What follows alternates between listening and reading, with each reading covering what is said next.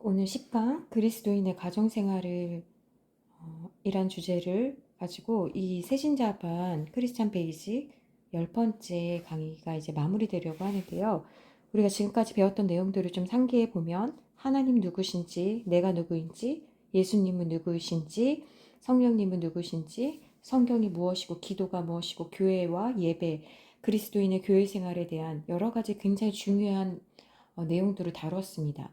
그런데 오늘 함께 나눌 이 10번째 그리스도인의 가정생활은 사실은 우리가 무엇을 믿고 있고 무엇을 알고 있는 것을 실천하는 실천장이 바로 이 가정이라는 곳입니다. 그리고 이 가정이라는 곳은 우리의 믿는 것을 끊임없이 평가받고 그리고 늘 가족 관계 안에서 굉장히 믿음 생활할 때 도전을 받는 것이 또 가정입니다.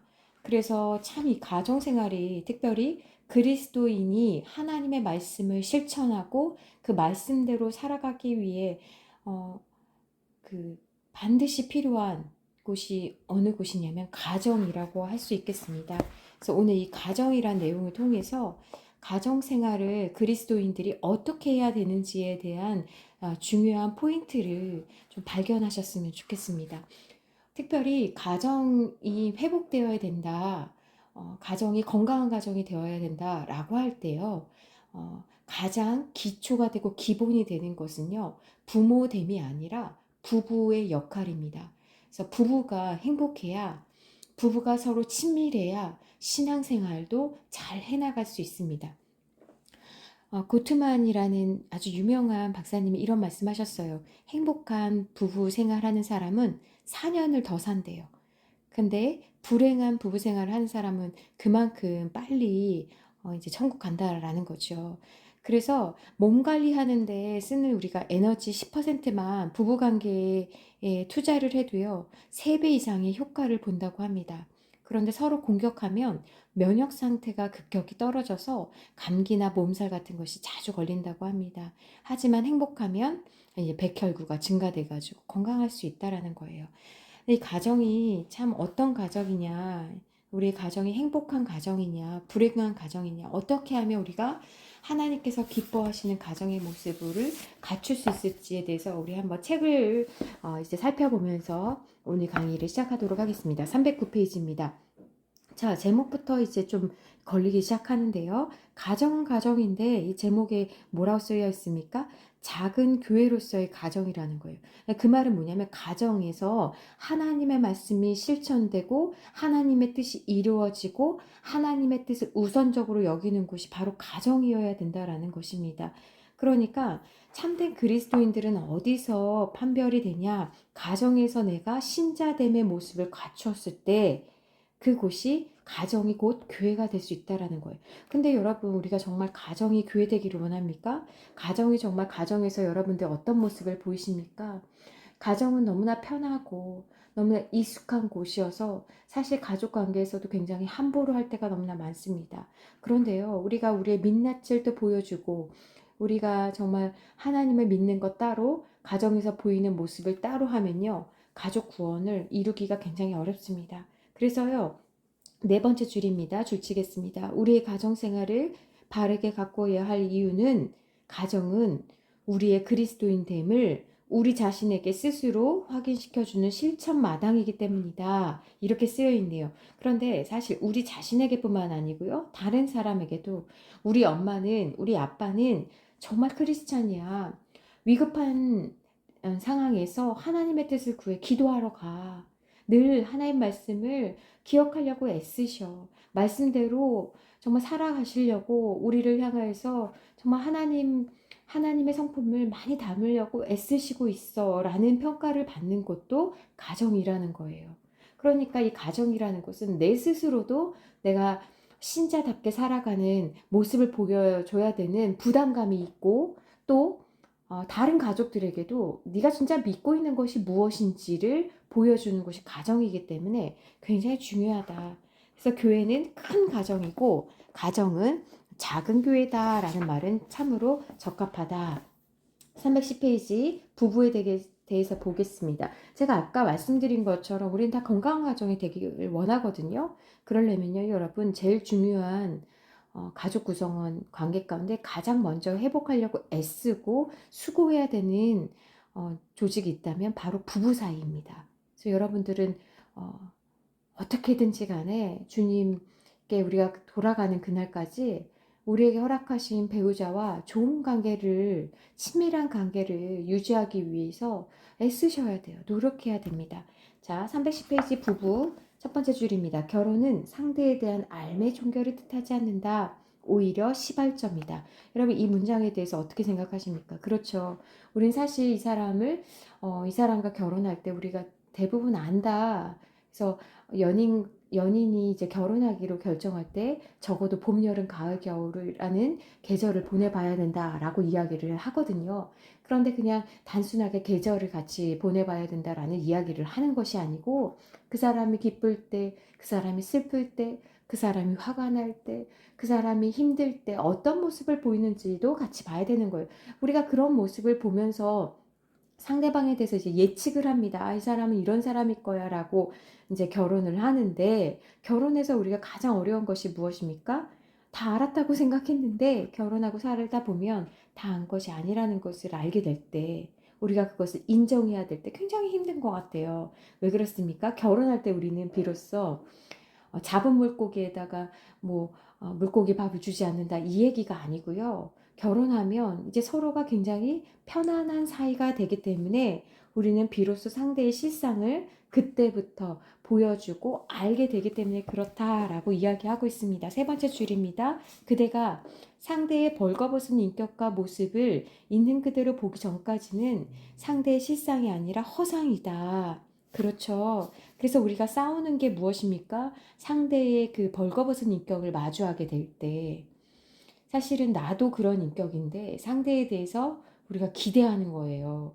그러면서 우리가 실망을 하는 것입니다.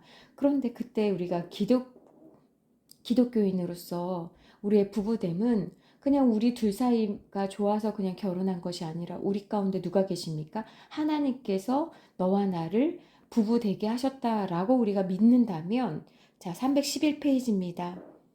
하나님께서 우리를 부부 되게 해주셨다라는 것을 우리가 믿는다면, 여러분, 그것 때문에 우리는 가정을 지킬 만한 가치가 있는 거예요. 그러니까 그 사람의 인격에 우리가 기대어서 가정을 지킬 가치가 있는 것이 아니고요.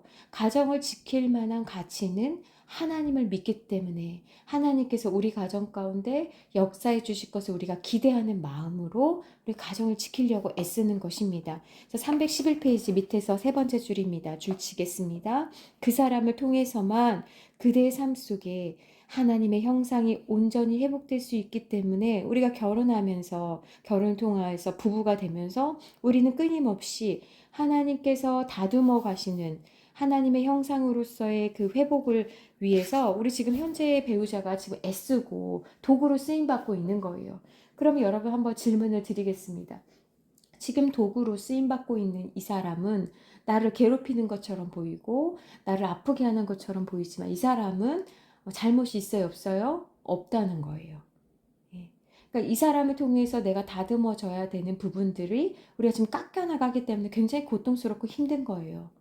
예, 특별히 신자는 이혼하지 않으려고 굉장히 애쓰기 때문에 우리 가운데 하나님의 뜻을 발견하기 위해서 우리가 배우자와 어려울 때 굉장히 기도하게 되잖아요. 312페이지 첫 번째 줄입니다. 그러므로 지금 그대가 배우자로 인해 말할 수 없는 고통을 겪고 있다면 그 고통 없이는 그대의 모난 마음이, 삶의 태도가 갈아지지 않기 때문에 하나님께서는 그대의 배우자를 도구 삼아서 우리의 모난 부분들을 찢고 다듬고 이렇게 하나님께서 일하고 계시는 것입니다. 그러므로 여러분, 배우자를 통해서 우리가 안 맞고 힘들고 어려울 때 여러분 배우자 때문이라고 생각하지 마시고요. 날 지금 하나님께서 지금 갈아엎고 계시는구나, 다듬고 계시구나 라고 생각하고 주님 앞에 나오시는 계기가 되시기를 부탁을 드립니다. 그래서 중간에 보면 주칩니다. 그대의 배우자로 인해서 더 이상 고통스러워만 하지 말라. 오히려 피할 수 없는 상황을 그대 자신을 하나님의 형상으로 더욱 회복시켜가는 기회로 삼으라. 그대가 정령 변화되었을 때 하나님께서 그대의 배우자를 책임져 주심을 믿으라. 여러분, 정말 이 말씀을 믿으십니까? 여러분, 우리가 배우자 때문에, 자녀 때문에 힘들어서 기도하러 나오잖아요. 그러면 그 기도하면서 하나님께서 누구를 변화시켜 가시는 것을 우리가 보게 됩니까? 기도의 대상자가 아니라 기도하는 나를 통해 하나님께서 나를 변화시킨다는 것을 여러분들은 어, 배우게 되실 거예요. 그렇지 않습니까?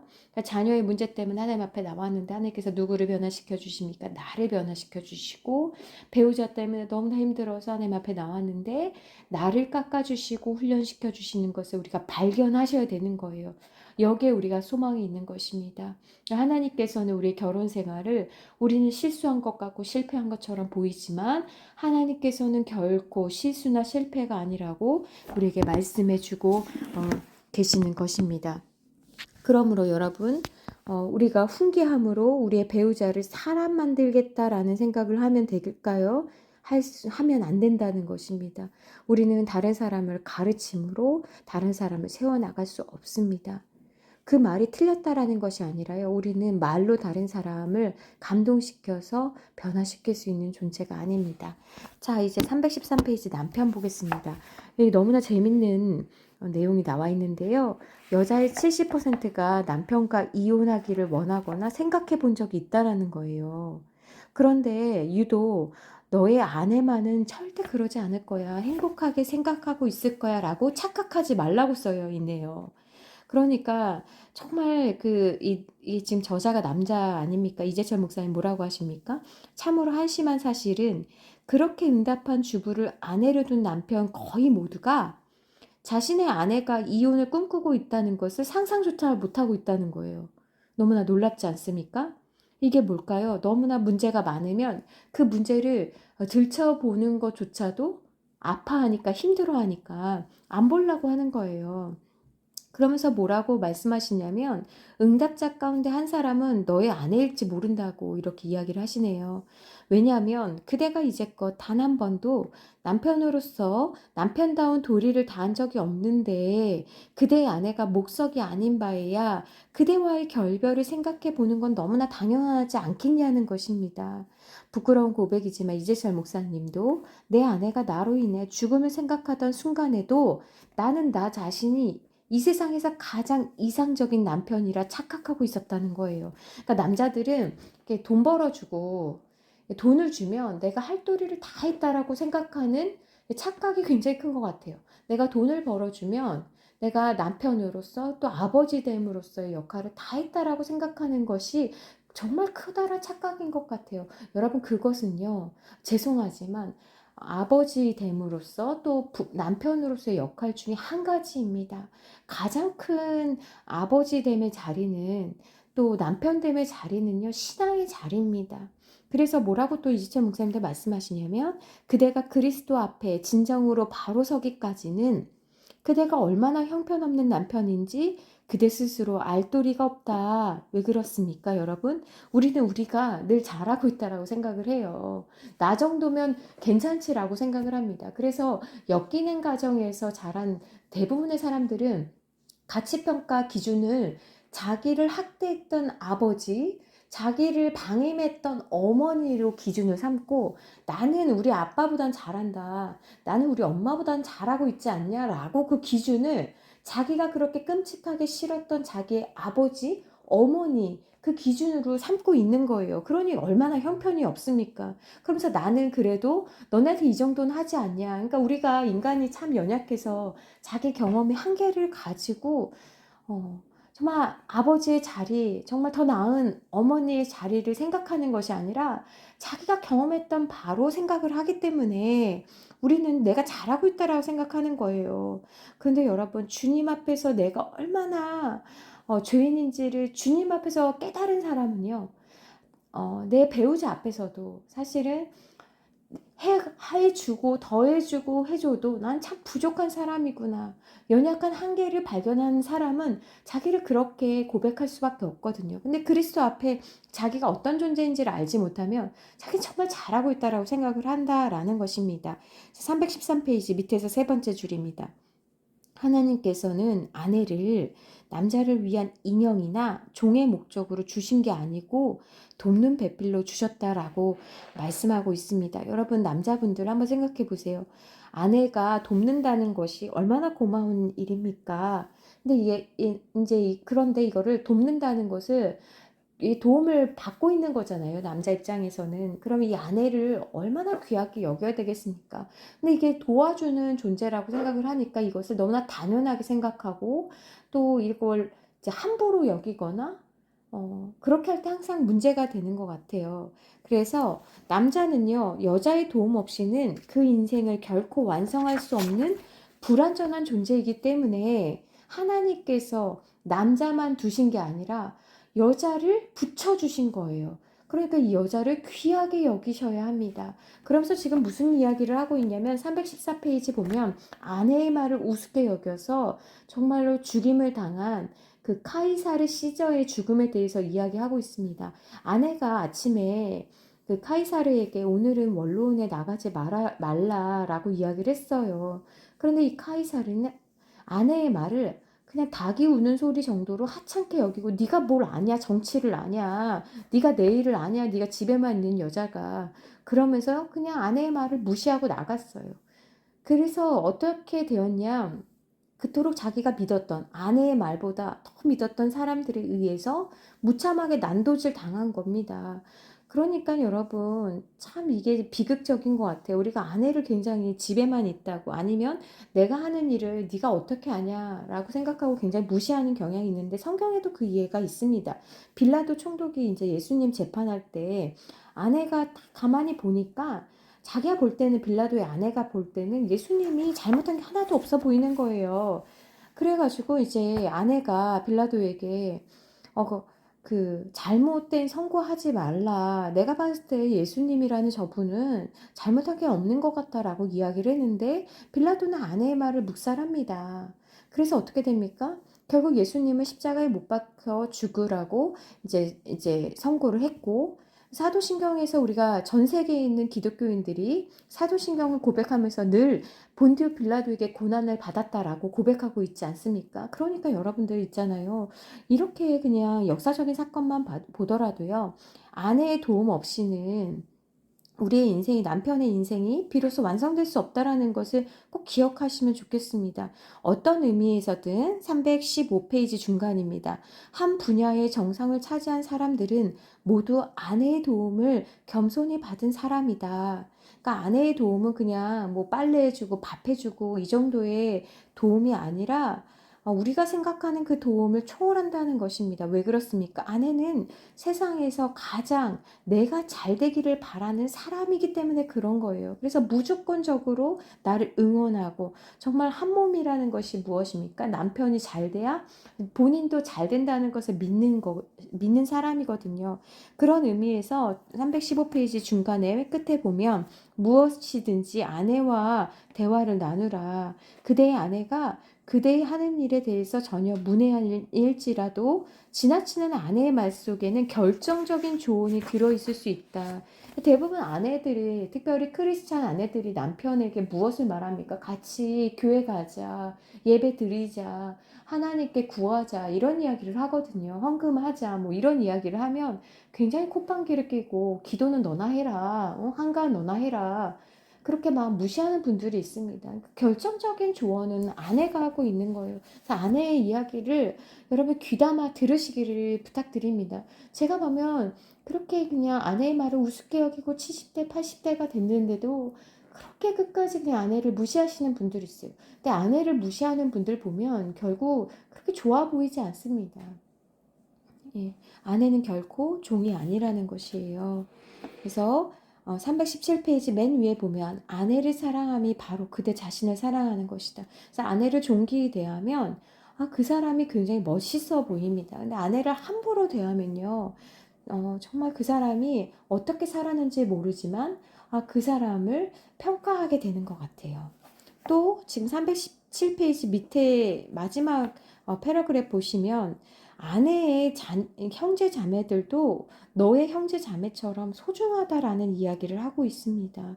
정말 그런 것 같아요.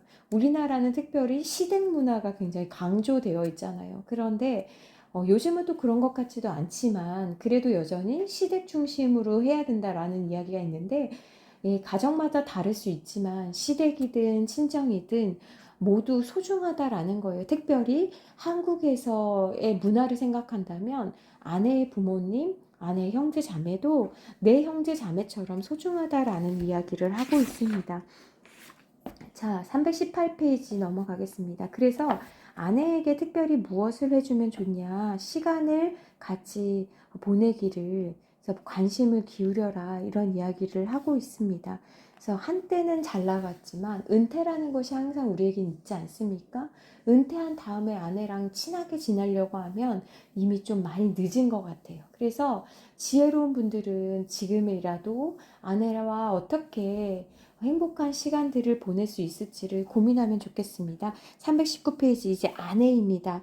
여러분, 아내의 역할은 무엇입니까? 아내는 아까 말씀드린 것처럼 남편을 돕는 배필로 지어졌습니다. 그래서 이것이 아내의 정체성이에요. 319페이지에다 한번 적어보세요. 아내의 정체성을 뭐라고 했습니까? 돕는 배필이라는 거예요. 그러니까 여러분이 그걸 인정하든 인정하지 않든지 간에 여러분은 남편을 잘 세워주기 위해서 창조된 존재입니다. 그래서 319페이지 밑에서 네 번째 줄입니다. 줄치겠습니다. 그런데 아내가 남편을 무엇으로 어떻게 돕느냐에 따라서 남편의 인생이 달라진대요. 그러니까 어떻게 돕는지가 굉장히 중요하겠네요. 그래서 남편의 인생이 달라지고 그 영향은 또 아내에게 영향을 미치잖아요. 그러니까 남편을 어떻게 도울 수 있을지를 여러분들이 정하셔야 돼요. 여러분들 어떻게 남편을 지금 돕고 계십니까?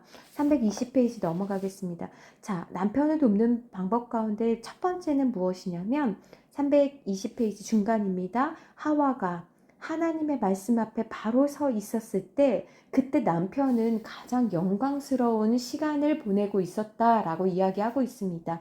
무슨 말입니까? 여러분 아쉽지만 선악과를 먼저 먹은 존재는 여자입니다.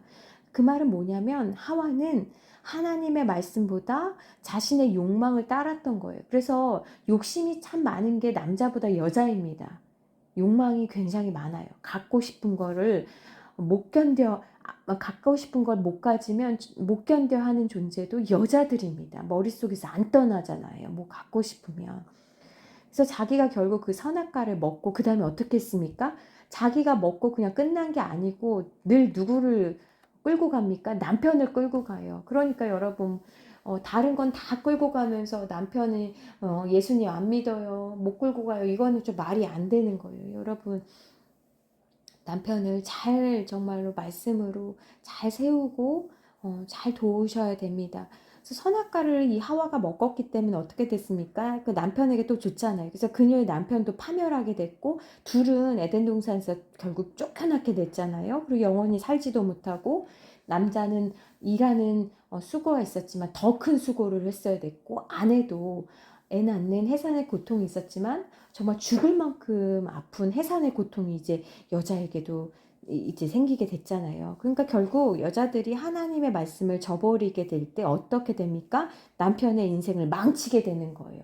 그러니까 신앙생활 한다는 것은 사실은 무엇입니까? 남편을 잘 섬기는 방법 중에 하나라고 할 수 있겠습니다. 321페이지 보겠습니다. 그래서 321페이지 맨 끝에 지혜로운 여인은 자기 집을 세운대요. 여러분들은 지금 어떻게 여러분의 집을 세우고 계십니까? 그러니까 한 가정의 흥망흥세는 여자에게 달려 있습니다. 어떻게 세우시겠냐는 거예요. 자, 세우는 방법 두 번째는 322페이지 중간입니다. 세우는 방법 두 번째는 무엇이냐면 하나님을 경외하는 여자가 가정을 잘 세울 수 있는 거예요. 여러분 하나님을 경외한다라는 것은 무엇입니까? 하나님을 두려워하는 사람이 우리 가정에 있어야 되는 거예요. 하나님을 어떤 사람이 두려워합니까? 하나님을 아는 자들, 하나님을 믿는 자가 두려워할 수 있는 거예요. 그러므로 여러분, 이 지혜로운 여자는 하나님을 경외하는 여자고, 하나님을 경외하는 여자는 오늘 잠언 31장 30절과 31절에 보니까 여호와를 경외하는 여자는 칭찬을 받는 데네요. 그러니까 여호와를 경외할 때 우리 가정을 살릴 수 있는 것이고 가정에서 칭찬을 받을 수 있는 것입니다. 322페이지 밑에서 두 번째 줄 치겠습니다. 그대가 정말 그대 남편을 사랑한다면 그대가 정녕 남편을 바르게 돕는 배필이 되어야 되는 거예요. 그때 도우려면 하나님의 말씀으로 잘 돕는 거예요. 그러려면 323페이지 첫 번째 줄입니다. 그대가 먼저, 아내가 먼저 하나님의 말씀으로, 하나님이 주신 지혜로 채워져야 합니다. 그러니까 진리 안에 누가 먼저 더 세워져야 돼요? 내가 세워져야지 남편을 잘 세울 수 있다는 걸 꼭 기억하시기를 부탁드립니다. 이걸로 억울해하지 마시기를 부탁드립니다. 그대가 바로 서는 한 그대의 남편은 한평생 청량하고 의로울 수 있으며 언제나 정도를 걷는 진리의 사람일 수 있다. 그래서 남편은 돈만 벌어라. 나는 신앙생활 열심히 해서 당신을 위해 기도하겠다. 이렇게 나누면 안 되는 것입니다. 그러므로 여러분들 또 기억하셔야 되는 게 뭐냐면 요즘은 여자분들도 일을 하시면서 돈을 버는 분들이 많아서 돈을 남편보다도 더 잘 보면 어떻게 됩니까? 저절로 무시가 돼요. 무시가 되기 때문에 내가 더 잘 번다, 내가 더 우월하다 이런 생각을 할 수 있습니다. 그러나 성경은 분명히 이야기하고 있습니다. 여자는 돕는 배필이라고. 내가 아무리 힘이 세고 돈을 많이 받는다고 할지라도 그거는 남편을 세워주기 위해서 우리가 하는 것임을 꼭 기억하셔야 되겠습니다. 그래서 중간에 보시면 그대의 능력이, 아내의 능력이 남편보다 월등히 뛰어나고 그대의 수입이 남편보다 많더라도 그대의 인생은 항상 남편을 제외하고 남편을 무시하고는 똑같이 사회적으로 출세한 여자가 없다. 그래서 여자에게는 남편을 잘 세워줘야 되는 역할이 우리에게 있다라는 걸 꼭 기억하셔야겠습니다. 325페이지 보겠습니다. 자, 가정생활을 다루면서 우리가 부모를 제외하고는 이야기할 수가 없지요. 여러분, 자식이 있기 전에 부모가 먼저 창조되었습니다. 그러니까 우리가 지금 살아가는 것은 부모의 사랑 덕분입니다. 그래서 우리는 늘 자식에 대한 우리의 사랑을 봐야 되지만 먼저 우리가 자식을 사랑하는 부모의 나의 사랑이 부모로서의 자식을 향한 사랑이 정말 하나님 보실 때 기뻐하시는 사랑인지를 우리가 생각해야 됩니다. 그렇지 않으면 늘 내 소유로 여기고 내 욕심으로 사랑하게 되는 거예요. 그러니까 제가 많이 경험했는데요. 자녀들이 내 뜻대로 잘하고 내 말대로 잘하고 성공하고 그러면 다 내 자녀라고 하고요. 자녀들이 말썽 부리고 말 안 듣고 그러면 다 하나님의 자녀라고 이야기하는 걸 많이 들었어요. 그러니까 여러분, 자녀가 잘하든 못하든 이 자녀는 하나님께서 나에게 붙여주신 자녀잖아요. 그래서 우리는 부모는 늘 기억하셔야 되는 게 나는 청직이다. 내 것이 아니다. 라는 생각을 하셔야 돼요. 문제 일으킬 때만 내 것이 아니다. 라는 생각이 아니고요. 그래서 325페이지 밑에서 마지막 단락 보니까 하나님께서는 아브라함을 믿음의 조상으로 선택하셨잖아요. 그런데 그렇게 믿음의 조상이 되기까지는 먼저 무엇이 있어야 되냐면 바르게 자식을 사랑할 수 있어야지 바른 조상이 된다라고 이야기를 하고 있습니다. 넘어가겠습니다. 326페이지 위에입니다. 그래서 이 자녀가 정말 하나님의 것이다 라는 것을 고백할 수 있을 때 우리는 자유해질 수 있습니다. 여러분, 오늘날 자녀가 40대든 자녀가 30대든 자녀가 50대든 여전히 정말 자식에 대한 걱정과 고민 때문에 잠을 이루지 못하는 부모님들이 얼마나 많습니까? 왜 그런 거예요? 부모 자체가 그것을 피해갈 수는 없다고 할지라도 이 자녀에 대한 분리가 이루어지지 않은 거예요. 여러분, 자녀는 내 것이 아닙니다. 하나님의 것입니다. 그래서 326페이지 첫 번째 줄 치겠습니다. 자식이 하나님의 소유임을 깨닫는 사람만이 자기 이기심이 아니라 하나님의 말씀과 하나님의 사랑으로 바르게 키우고 사랑할 수 있다. 그래서 여러분 정말 자녀들이 듣기 싫어할지라도 하나님에 대한 말씀을 들려주고 같이 말씀을 들을 수 있는 자리로 건면하는 것이 너무나 중요한 것 같아요. 이번 내 생일 선물은 뭐 맛있는 거 안 사줘도 된다. 같이 교회 한번 가자. 이렇게 이야기할 수 있으면 좋겠어요. 이번, 어, 이번 명절 선물은 같이 교회 가는 걸로 그냥 대체하자. 용돈 안 줘도 된다. 좀 이렇게까지 하는 이 부모의 이 간절함을 좀 자녀들이 알 수 있으면 참 좋겠다라는 생각합니다. 특별히 327페이지 보겠습니다. 그러면서 무슨 예를 지금 들고 있냐면요. 327페이지 위에서 세 번째 줄입니다. 어떤 사람이 그대가 대통령의 자녀를 맡았어요. 우리가 대통령의 자녀를 키워달라고 맡았어요. 그럼 우리는 이 자녀를 어떻게 키워야 됩니까? 내 마음에만 흡족한 자녀로 키우는 것이 아니라 어떻게 키워야 된다는 거예요? 대통령의 자녀답게 키워야 된다는 거예요. 그런데 내 마음에 흡족하게 키우면 나중에 대통령이 자기 자녀를 찾아갈 때, 되찾아갈 때 아니 내 자녀답게 왜 안 키웠냐 대통령 자녀답게 왜 안 키웠냐 하면서 경노하게 된다라는 거예요. 그러니까 마찬가지입니다. 그대가 자녀를 하나님의 자녀로가 아니라 나의 욕망을 쫓아서 내 마음에 드는 자녀로 키우려고 하면 누가 경노하게 된다는 거예요? 하나님께서 경노하신다는 거예요. 그래서 우리는 자녀를 어떻게 키워야 됩니까? 에베소서 6장 4절 말씀 보니까 아비들아 너희 자녀를 노엽게 하지 말고 오직 주의 교훈과 훈계로 양육하라 라고 말씀하고 있습니다. 먼저 주의 교훈과 훈계로 양육하는 것이 아니라요. 자녀가 감정이 나와 사이가 안 좋으면요. 주의 교훈과 훈계로 양육할 수가 없는 거예요. 그래서 먼저 중요한 것은 자녀와 좋은 관계, 친밀한 관계, 그러니까 대화가 되고, 어머니가 말씀하시는 것이, 아버지가 말씀하시는 것이 무엇을 말씀하시는지에 대한 좀 신뢰가 회복이 되어야 될 것 같아요. 감정이 안 좋은데, 거기에다가 같이 그냥 교회 가자, 하나님 말씀대로 살자 하면 안 들린다라는 거예요. 먼저 노엽지 않게 하는 것이 좀 중요하겠습니다. 자, 328페이지 보겠습니다. 그래서 주님의 교훈과 훈계로 왜 양육해야 되냐면 두 번째 줄입니다. 왜 주님의 교훈과 훈계를 우리가 그 영적인 유산으로 가장 중요한 유산으로 물려줘야 되냐면요. 우리는 자녀의 전 인생을 책임져 줄 수 없기 때문에 그래요. 왜냐면 우리는 자녀보다 더 오래 살고 싶어도 그럴 수가 없잖아요. 그러니까 우리의 인생의 어떤 한 부분을 자녀와 같이 사는 것이거든요.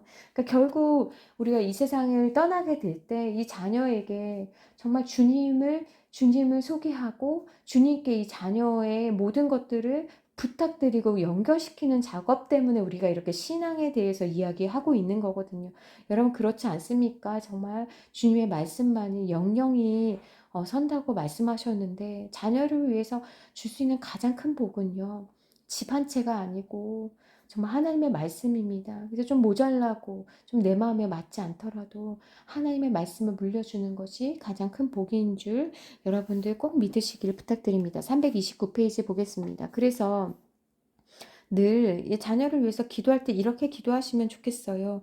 우리 자녀가 손으로 행할 때 그것이 하나님의 뜻에 합당한지를 먼저 생각하게 해주시고 하나님이 원하시지 않는 것들을 이 손으로 행하지 않게 해달라고 그리고 우리 자녀가 머리로 결정할 때 하나님과 이게 무슨 상관이 있는지를 생각해보고 결정하게 해주시고 하나님이 원하지 않는 결정들을 하지 않게 해달라고 우리 집문을 열고 나갈 때 늘 하나님의 자녀임을 기억하고 집으로 돌아올 때 하나님의 은혜로 오늘 하루도 잘 살았음을 고백할 수 있게 해달라고 우리가 이렇게 좀 기도해야 되지 않을까.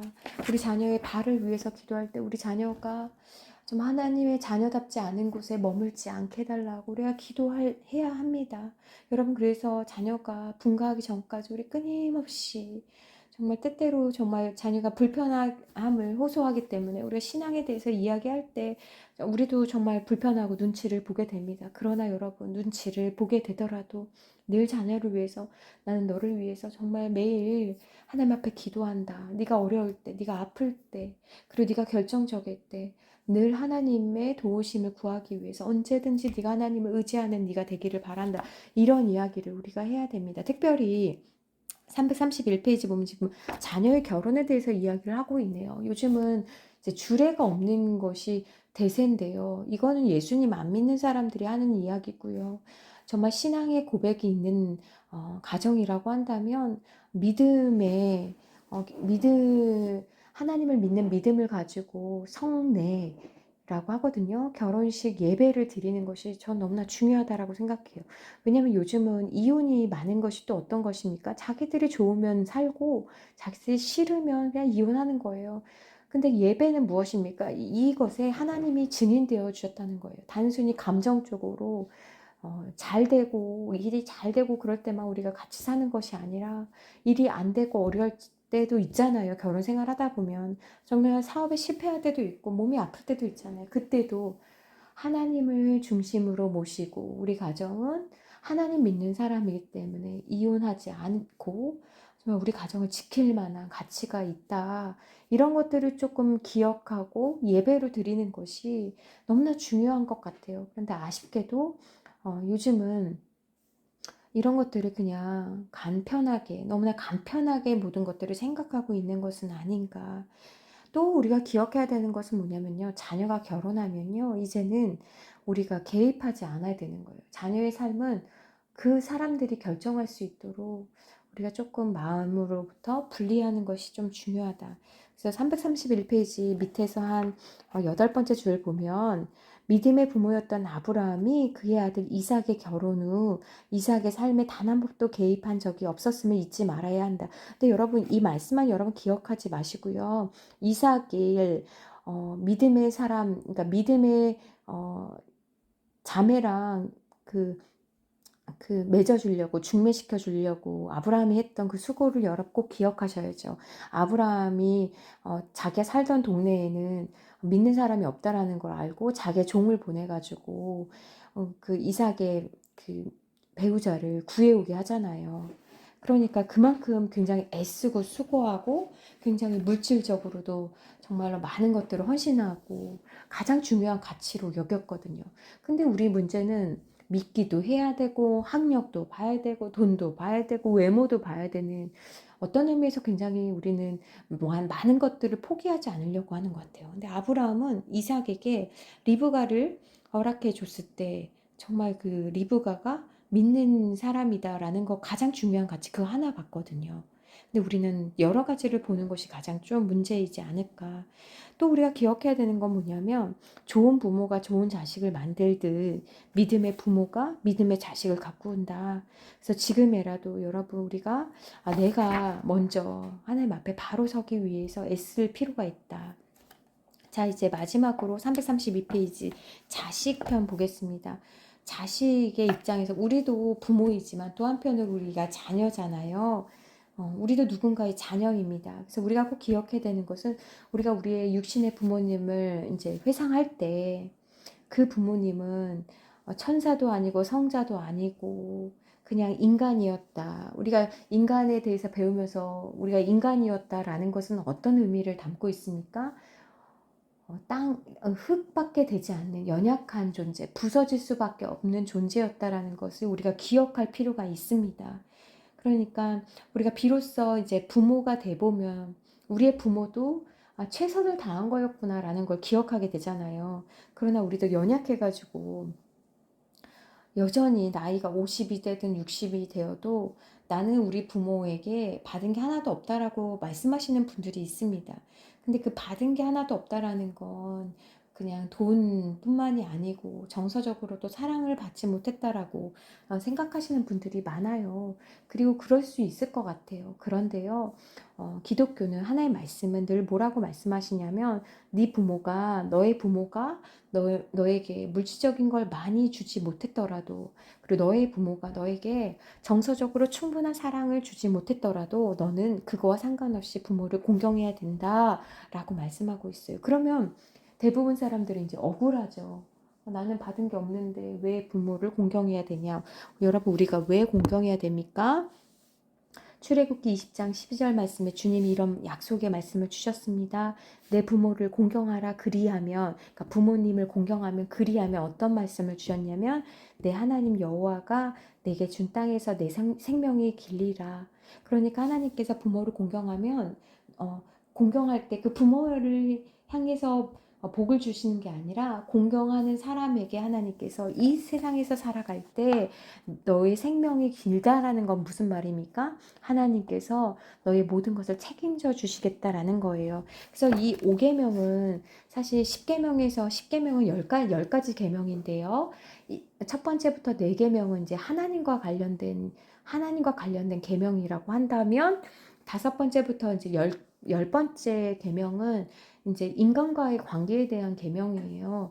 그런데 하나님과 인간을 잇는 그 다리 역할을 지금 이 다섯 번째 계명, 특별히 이 부모를 어떻게 대해야 하는지를 통하여서 하나님과 인간에 대한 그 믿음을 우리가 배워 나갈 수 있거든요. 그래서 부모님과의 관계가 안 좋잖아요. 그러면 신기하게도 아무리 그 사람이 능력이 많고 뛰어나지 몰라도요, 그 사람은요, 그 권위라는 부분에 있어서 늘 걸림돌이 됩니다. 수없이 많이 봤어요. 그래서 부모님을 존중하고 존경하고 부모됨을 인정하는 것이 너무나 중요합니다. 그래서 여러분 옆에다 한번 써보시면 좋겠어요. 부모는 인생의 출입문이다. 이 문을 통과하지 않고서는 다른 세계로 갈 수 없다. 그래서 이 부모라는 존재는 내가 이 세상에 태어나서 제일 먼저 만나게 되는 존재잖아요. 그래서 너무나 중요한 존재입니다. 그런데 아쉽게도 우리가 부모를 선택할 수가 없다라는 게 또 비극인 것 같아요. 그렇다라고 할지라도 우리 하나님께서 우리에게 무엇을 말씀하십니까? 부모를 공경해라. 주 안에서 공경해라. 너에게 잘하지 못했을지라도. 그럼 왜 부모를 이렇게 공경하라고 합니까? 333페이지 보면 첫째, 이 부모라는 존재는 눈에 보이지 않는 하나님을 대리하고 있기 때문이다. 그래서 눈에 보이지 않는 하나님을 믿는다고 하면서 부모에게 함부로 할 수 없다라고 이야기를 하는 거예요. 무슨 말이냐면 하나님을 믿는 사람들은 눈에 보이는 부모에게도 공경할 수 있는 사람이어야 된다. 그러니까 하나님 사랑과 부모 사랑이 별개로 나눠지지 않는다라는 거예요. 하나님에게는 엄청 잘하는데 육신의 부모님은 무시하고 공경하지 않고 돌보지 않는 거 맞지 않다라고 지금 하나님 말씀하고 계시네요. 자, 그 다음에 334페이지 둘째, 왜 부모를 공경해야 되냐? 나의 생명이 부모를 통해서 왔기 때문에 이 사실 하나만으로도 우리는 부모를 공경해야 된다. 세 번째, 335페이지. 세 번째는 무엇입니까?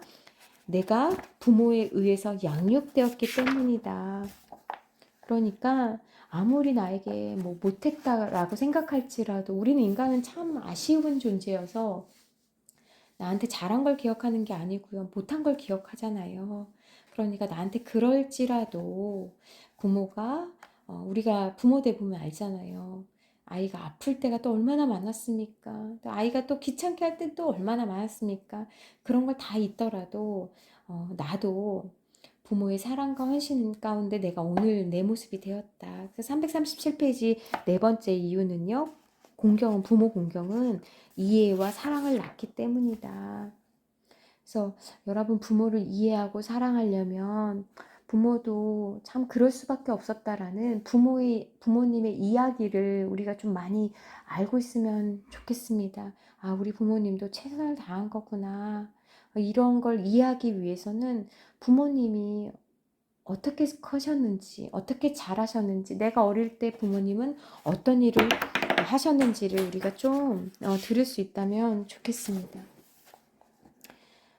그래서 그렇게 할 수밖에 없었던 이유가 있었을 것이다 라는 걸 여러분들이 좀 이해할 수 있으면 좋겠습니다. 340페이지 마지막으로는 부모 공경을 왜 해야 되냐? 심은 대로 거두기 때문이다 라고 말씀하고 있네요.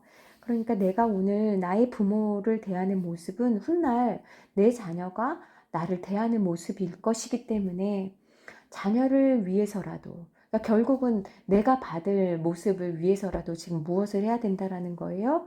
부모에게 공경해라 라고 이야기를 하고 있네요.